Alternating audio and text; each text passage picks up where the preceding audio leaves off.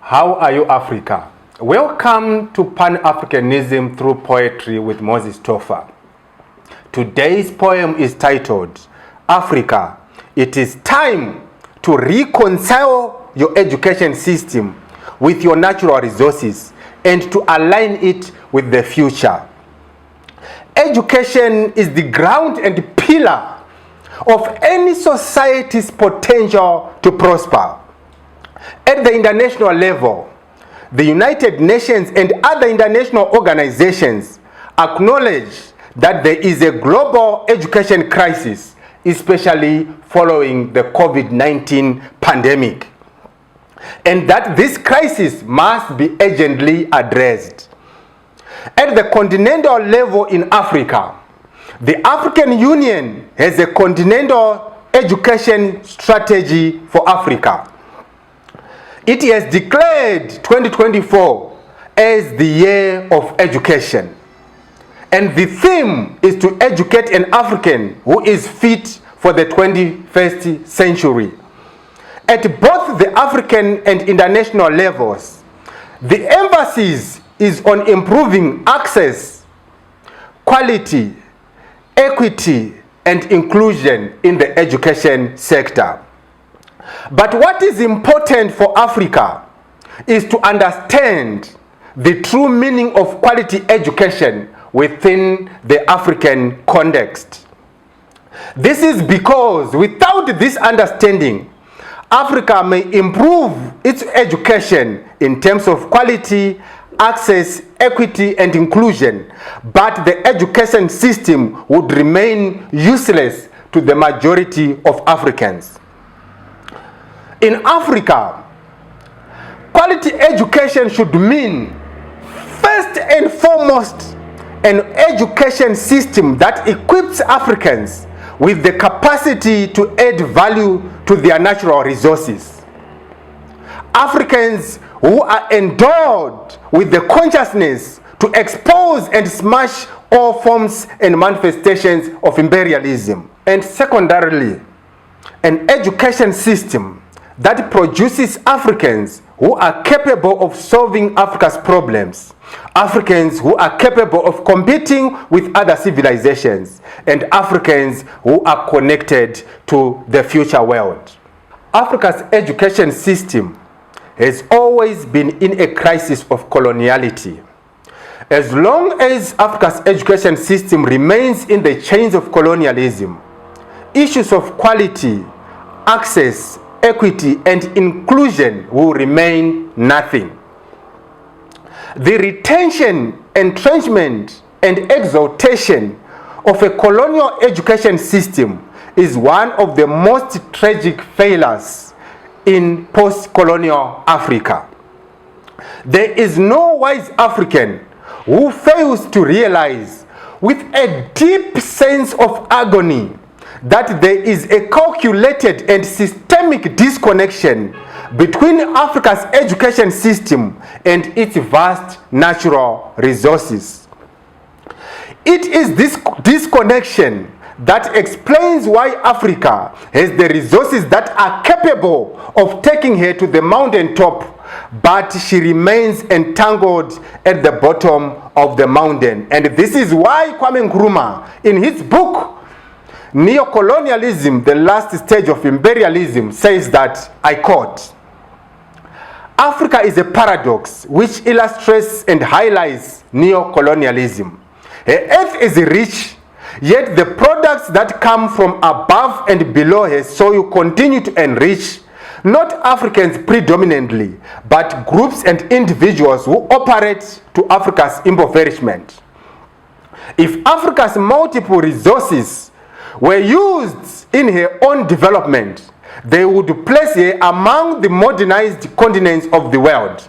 But her resources have been and still are being used for the greater development of overseas interests. Close quote. There is no doubt that Africa's education system is at the center of this tragedy.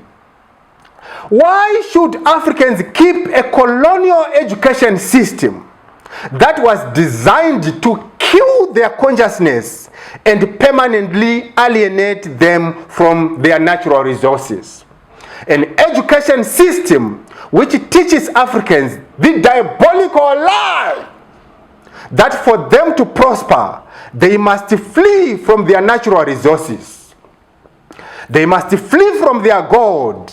They must flee from their diamond. They must flee from their oil. They must flee from their gas. They must flee from their lithium. They must flee from their cobalt. They must flee from their copper. They must flee from their biodiversity. They must flee from their timber. And they must flee from their land. It is only in Africa where a school that is built in a diamond field teaches students the types of religions in the world and the parts of a grasshopper. Let me give you a personal account of how our education system has trained me to flee from Zimbabwe's natural resources. I hold a first degree in political science from the University of Zimbabwe, and this is the certificate. I hold a Master of Science degree in International Relations from the University of Zimbabwe, and this is the certificate.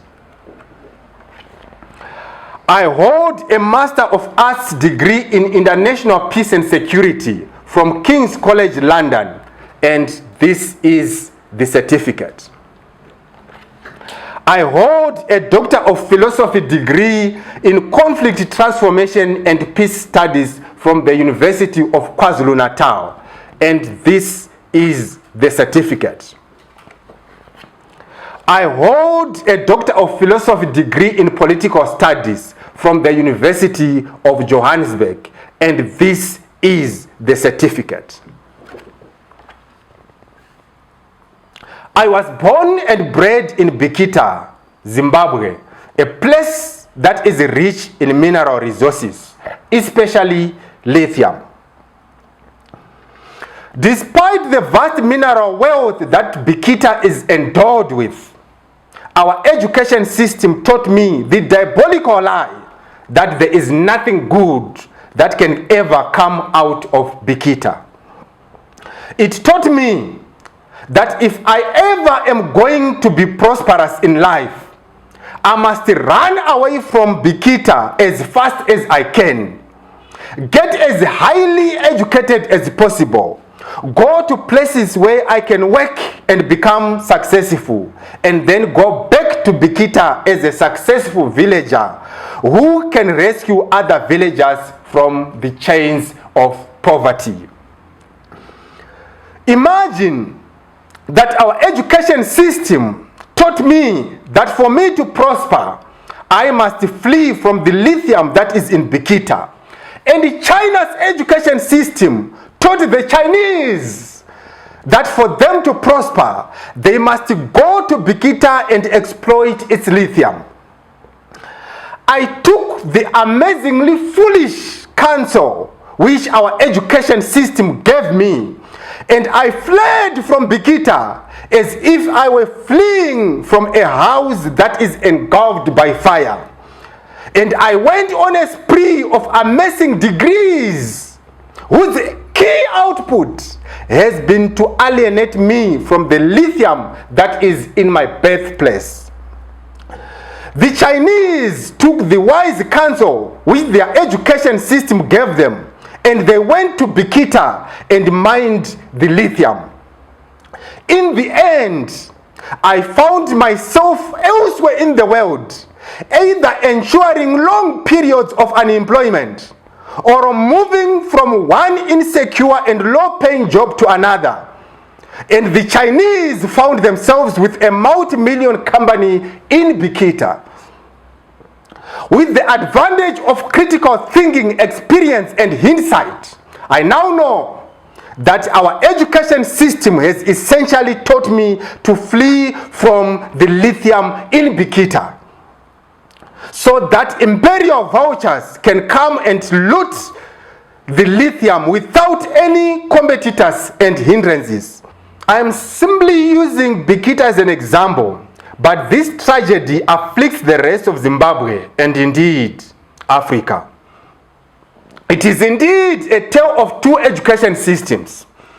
An African education system which teaches Africans how not to own and control their resources, and a Chinese education system which teaches Chinese how to own and control Africa's resources. Imagine that since time immemorial, other civilizations have taught themselves the art of accessing and exploiting resources that belong to other nations. But close to 70 years into independence, Africa's education system has not taught Africans the art of owning, controlling, and exploiting their natural resources.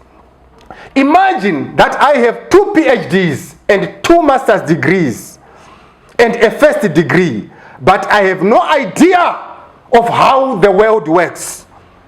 I have no idea of how to compete with other civilizations. And I have no idea of how to exploit Africa's resources.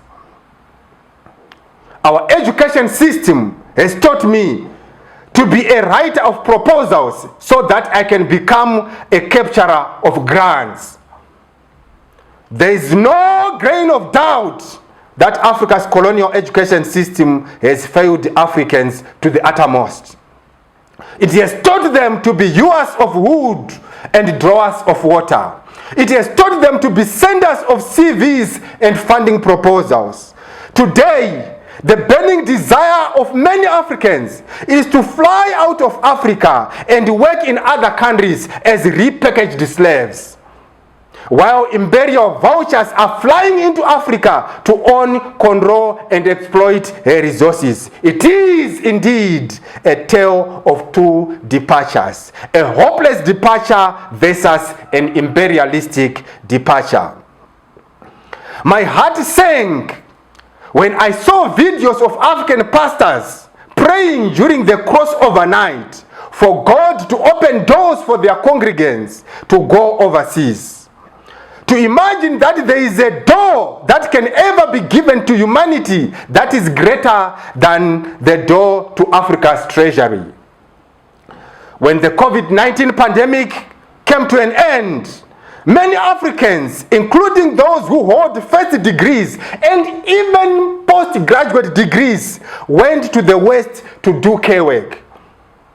Imagine the pain of going to school for a lifetime, from kindergarten to grade 7, from Form 1 to Form 4, from Form 5 to Form 6, and from the first to the third or even fourth year of a university degree, only to end up taking care of elderly people in the West and enduring all forms and arrows of racism.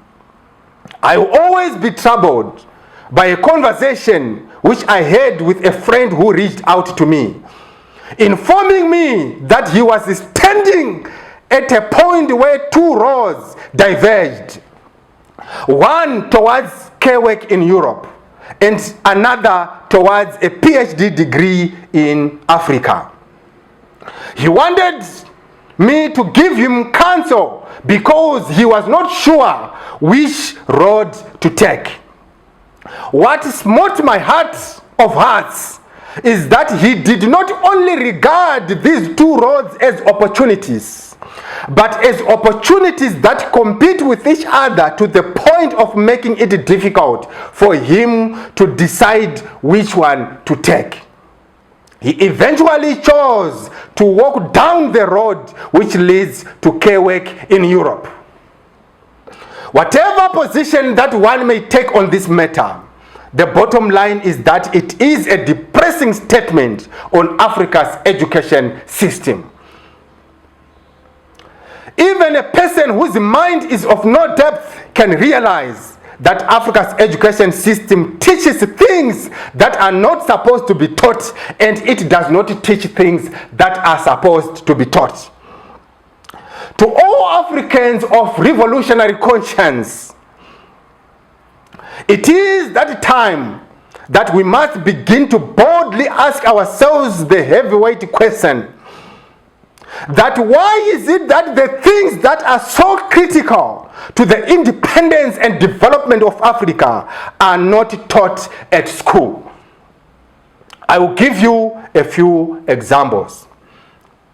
If you look at the abundant natural resources that Africa is endowed with and how they are always exploited by imperialists, there is no reason whatsoever, either in this age or in the age to come, why Africa's education system is largely silent about the question of beneficiation and financial literacy.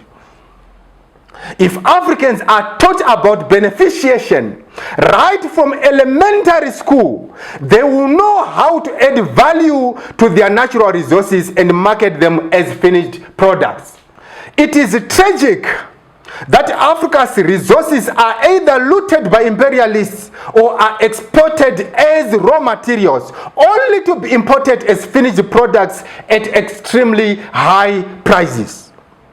If you take a flight to the Democratic Republic of Congo, you will be amazed by the number of Easterners and Westerners who travel to that country to exploit its vast natural resources, while the people of Congo are engulfed in violent conflict and consuming an education system that is completely dissociated from their natural resources.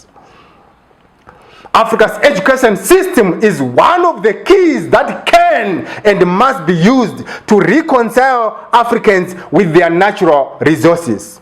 But for it to achieve this non-negotiable goal, it must equip Africans with the value that enables them to add value to their natural resources.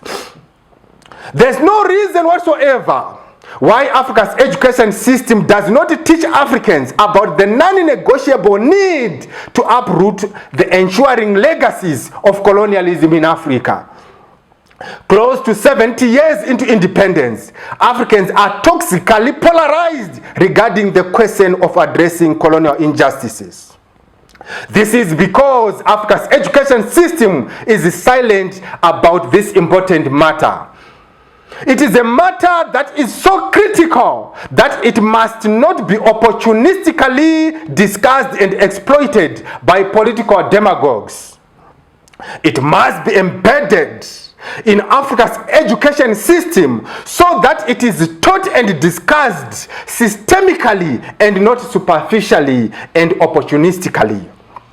If every African child is taught the importance of addressing colonial injustices right from elementary to tertiary education, by the time that the debate takes place at national level, a foundation for consensus would have already been built. You cannot build consensus at the national level without having built it at the foundational level.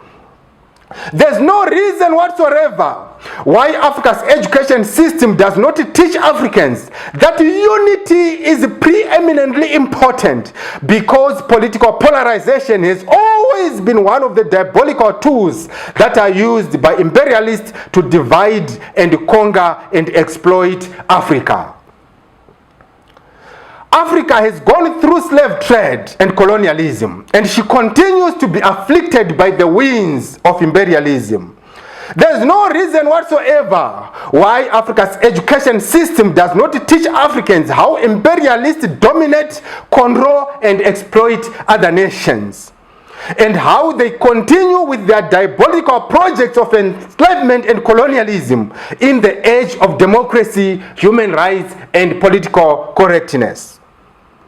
There's no reason whatsoever why Africa's education system does not teach Africans how ideals such as democracy, good governance, human rights, fundamental freedoms, private property, foreign direct investment, free trade, and foreign aid are used as tools to protect and promote imperial interests in Africa.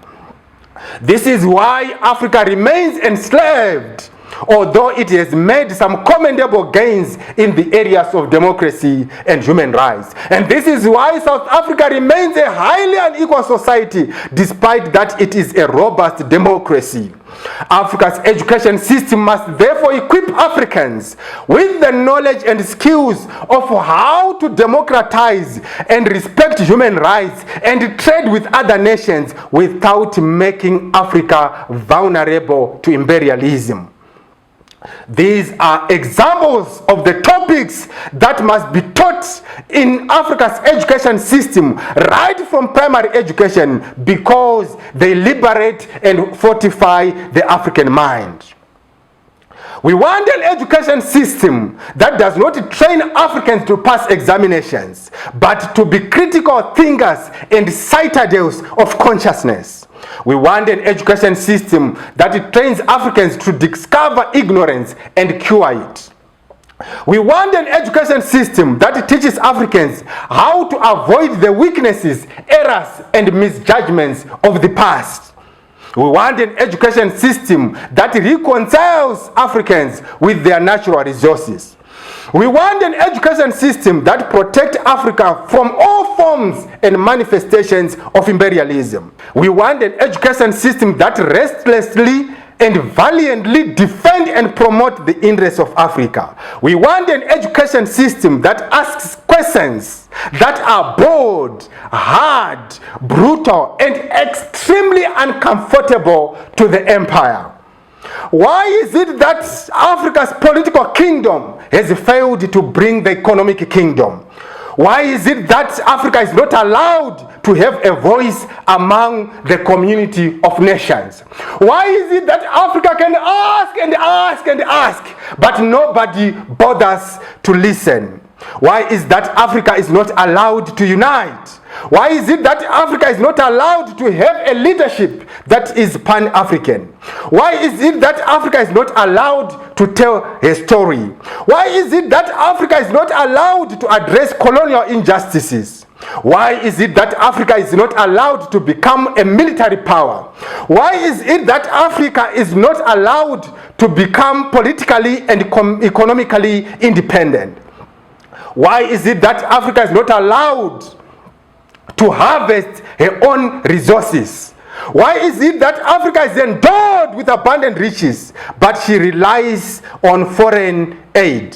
Why is it that Africa has the capacity to feed the entire world, but she relies on imported grain? Why is it that Africa is a sender of proposals and recipient of grants, but she is the richest continent in the world?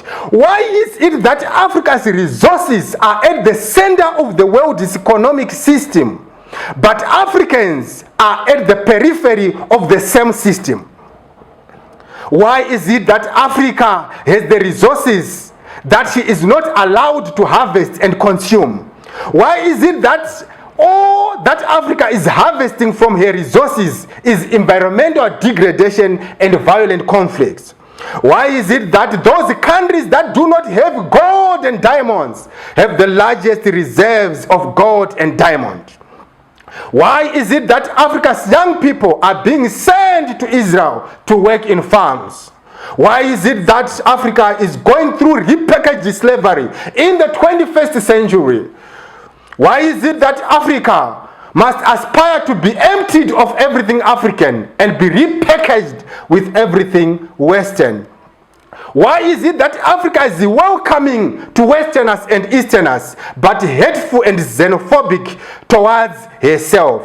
Why is it that future African leaders are scouted by imperialistic scouters? Why are they trained in the West when no future Western leader is ever trained in Africa?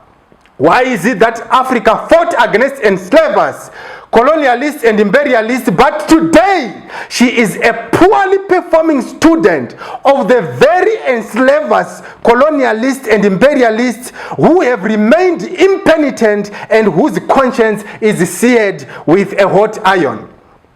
Why is it that Africa is the only continent that must be liberated by the very people who enslaved, colonized, and plundered her, and continue to do so? Why is it that the same people who gave birth to enslavement, colonialism, racism, and global inequality are standing at the mountain top claiming to be the doyen and malimus of democracy, human rights, and global humanism? Why is it that African democracy and human rights activists, whose focus is on speaking evil of African leadership, are given global awards and recognition as hunters of transformation by the West? But Africans who expose and condemn imperialism are evil spoken of by the West. Why is it that those Africans whose consciousness is blind to imperialism are loved by the West, while those Africans whose consciousness is sharpened against imperialism are hated by the West? Indeed, there is a tragic failure of leadership in Africa. And part of this failure has absolutely nothing to do with imperialism, but it has everything to do with the glaring shortcomings of African leaders themselves. But why is it that whenever imperialists define the failure of African leadership, they say that African leaders have failed to hold free and fair elections? They say that African leaders have failed to build democratic societies. They say that African leaders have failed to build independent institutions. They say that African leaders have failed to fight corruption. But they will never say that African leaders have failed to address colonial injustices. They will never say that African leaders have failed to demand reparations for slave trade and colonialism. They will never say that African leaders have failed to protect Africa's resources from imperial devourers. They will never say that African leaders have failed to liberate Africa from the umbilical cord of imperialism. And they will never say that African leaders have failed to bring the economic kingdom to Africa. To most of the African intellectuals, our professors and doctors, our malimus, both in Africa and the diaspora, I put it to you today, and I brutally do so, that you have lost my respect and the respect of many Africans who expect better from you. You are naturally supposed to be at the battlefront of uprooting the colonial education system. An education system that continues to allow imperialism to exploit Africa. An education system which produces Africans who are educated but have no idea of how the world works. Africans who are educated but cannot own, control, and exploit their natural resources. But alas, you have chosen to defend and entrench this colonial education system. You have become the monuments and ambassadors of imperialism. You have sold your soul of souls to imperialism.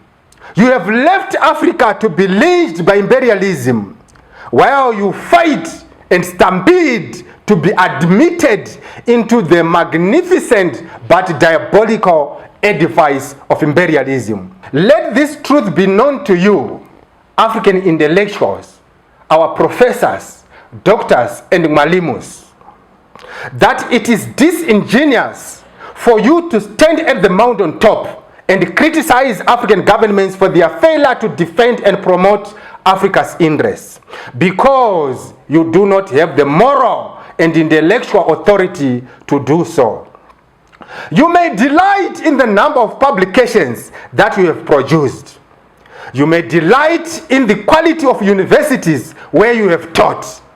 You may delight in the number of years that you have been in the academia. You may delight in the positions that you have held in the academia. You may delight in the international recognition that you have gained. But my question to you is, to what end? To what end? To what end?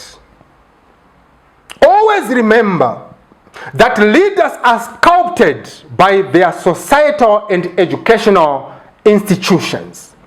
How do you produce young people who are chained by colonial education? And when some of them ascend to leadership positions and fail, you then stand on the mountain top and criticize them for failing to protect and advance the interests of Africa. Why are you not aware that the education system has failed them, and that the quality of education that you have given them has fated them to failure? Today, most of Africa's educated citizens are of less influence and significance to society than socialists, comedians, and influencers. Africa, you cannot blame imperialists for your failure to uproot a colonial education system close to 70 years into independence. This is not acceptable. Africa, your education system must be liberated from the chains of colonialism. My children go to a private school and I pay a substantial amount of money per term. But each time that I juxtapose the money that I invest in my children's education with the quality of education which my children are consuming, my heart of hearts breaks apart. It is clearly an education system which is an enemy of the future of my children. It is an education system that I would not want any African child to consume, even if it were to be delivered for free. I wonder why African students, parents, and guardians continue to pay for this dung. It is even depressing when one carefully considers that the earth-shaking changes which the world is going through today, including in the area of artificial intelligence, are outpacing the education that is being given to the African child. To African parents and guardians, I put it to you today that you have been sleeping for far too long. The time has come for you to question the quality of education that your children are consuming. You have the responsibility to demand change. It cannot continue to be business as usual. It is not about sending your children to expensive private schools and universities. Neither is it about enrolling them on the aristocratic dung which they call the Cambridge curriculum. But it is about giving your children an education that reconciles them with Africa's resources and connects them with the direction that the world is going. Always remember that the road to prosperity is naturally temperamental. If you are walking down that road, you must always be ready to change direction. Africa, your education system must change direction, and it must change now. To the young people of Africa, I put it to you today, and I do so with a very heavy heart. Your elders have failed you to the uttermost. And generations to come will hear the echoes of this tragic and unforgivable failure. There is no hope whatsoever that the authors of this failure will cure it. The time has come for you to stand up and say no to an education that continues to bounce insufficient funds. An education that consumes the material and financial resources that it is unwilling and incapable of giving back to you. It is time for you to demand an education system that works for you and for Africa. Whichever education system from which you are learning, young people, take take this counsel from me from today going forward. If you are in a university, in a college, or a high school, you must begin to demonstrate and petition. You must begin to boycott classes, and you must begin to refuse to pay for an education system that abandons you to repackaged slavery. If you are not going to take this battle seriously and fight it with every ounce of strength in your bodies, I can assure you today, the young people of Africa, that a tragic season will come upon you, and it has already come. A season when you are going to put your degrees on the shelf and become care workers, domestic workers, farm workers, drivers, hotel workers, and cruise ship workers in the West and other parts of the world. Africa, it is time for you to reconcile your education system with your natural resources and align it with the future. Thank you, Africa. This is Moses Tofa, Conversations with Africa, Pan-Africanism through poetry, inspiring Africa, raising consciousness. Amandla!